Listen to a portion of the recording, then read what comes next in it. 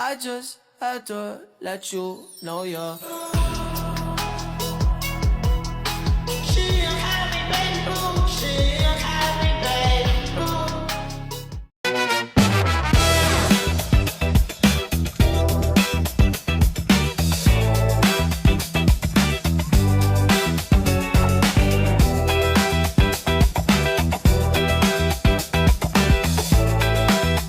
Oh my god!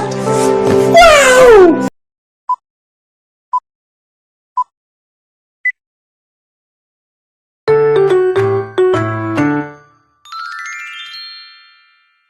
Dalam video ini kita akan membahas tentang ekonomi regional Kabupaten Majalengka, mulai dari profilnya, kondisi ekonominya, sampai kita bedah sektor-sektor unggulannya menggunakan teori basis ekonomi. Yuk, langsung kita mulai.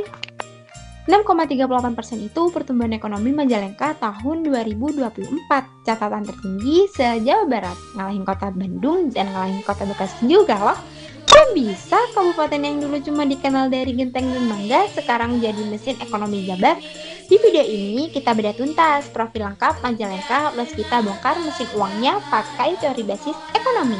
Kenalan dulu, ini Kabupaten Majalengka, luasnya 1,204 km persegi dari Karangjati yang datar di utara sampai Lemah Sunggi di kaki Gunung Cermai, 26 kecamatan, 343 desa, 1,3 juta penduduk, lahir tanggal 7 Juni 1490.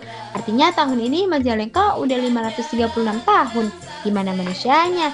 IPM Majalengka 71,84, kategori tinggi. Anak-anak di sini harapan sekolahnya 12,5 tahun, hampir lulus SMA. Tingkat kemiskinan 11,3%, pengangguran 6,12%. PR masih banyak, tapi trennya membaik. Nah, yang bikin kaget, PDRB Majalengka 2024 tembus 46,30 triliun rupiah. Pertanyaannya, duit sebanyak itu datang dari mana ya? Nah, untuk menjawab pertanyaan tadi, kita pakai kacamata teori basis ekonomi. Ini teori dari Hammerhead dan Douglas North. Konsepnya sederhana, tapi nampol. Bayangin, Majalengka itu satu rumah tangga besar. Kalau cuma jualan warung ke tetangga sendiri, uangnya muter di situ-situ aja, nggak nambah.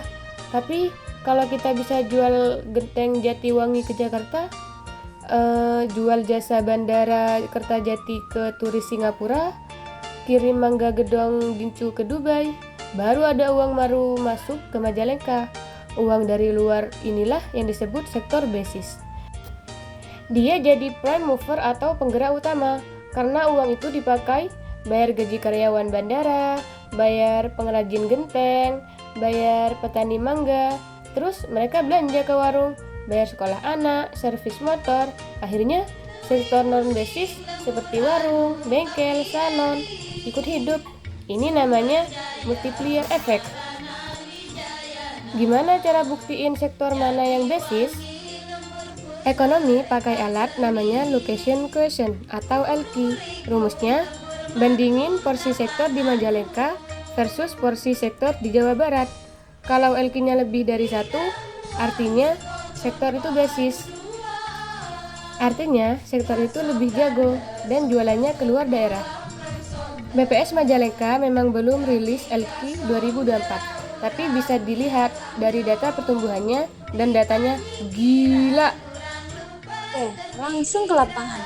Sektor basis pertama yang paling dominan adalah transportasi dan pergudangan. Pusatnya udah pasti, BIJB Kertajati.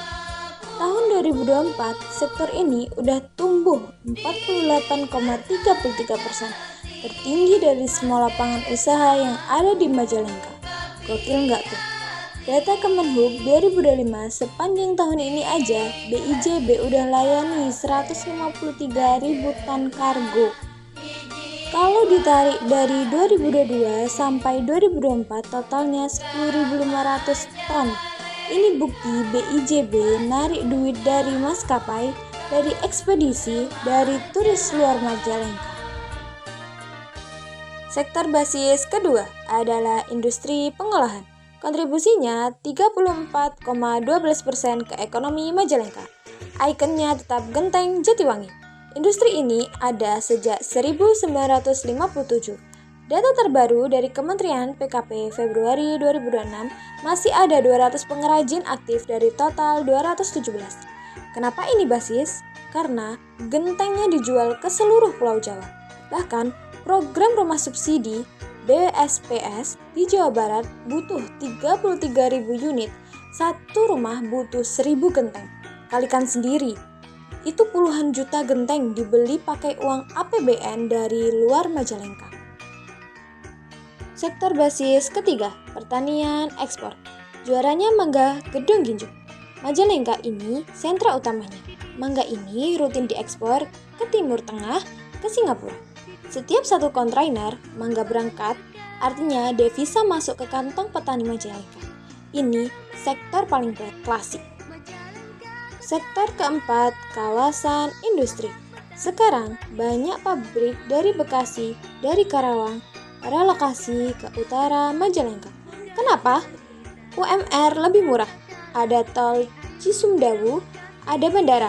Data BPS 2024, industri pengolahan jadi penyumbang pertumbuhan terbesar. Andilnya 2,34%. Pabrik yang ekspor artinya gaji karyawan dibayar dari pembeli luar negeri. Uang dari 4 sektor basis tadi larinya kemana?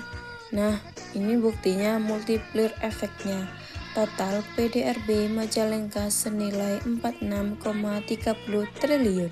Dampaknya, pembentukan modal tetap bruto tumbuh 7,08%. Artinya, lagi banyak hotel yang dibangun di Kertajati, bangun ruko, bangun perumahan. Konsumsi rumah tangga juga nyumbang pertumbuhan 2,81%. Artinya daya beli warga naik, warga jadi ramai, bengkel laku, pasar hidup. Jadi benar kata teori, sektor basis narik uang, sektor non basis ikut kesejahteraan. Lalu apa PR-nya? Pertama, uang APBD harus diprioritaskan ke 4 sektor basis ini. Optimalkan kargo BIJB, sertifikat genteng, Jatiwangi, Hilisari, Mangga. Bereskan infrastruktur kawasan industri. Yang kedua, ratakan dampaknya. Data ini menunjukkan PDRB Kertajati 3 kali lipat lemah Suge. Uang dari sektor basis harus dipakai bangun jalan dan sekolah di Majalengka Selatan. Biar spread effortnya rata, Majalengka udah buktiin bisa lepas landas dengan 6,38%. Visi langkung sae, langkung sehat, langkung maju, bukan mimpi. Asal sektor basisnya dijaga, tugas kita sekarang pastikan Majalengka terbang tinggi dan terbang bareng-bareng.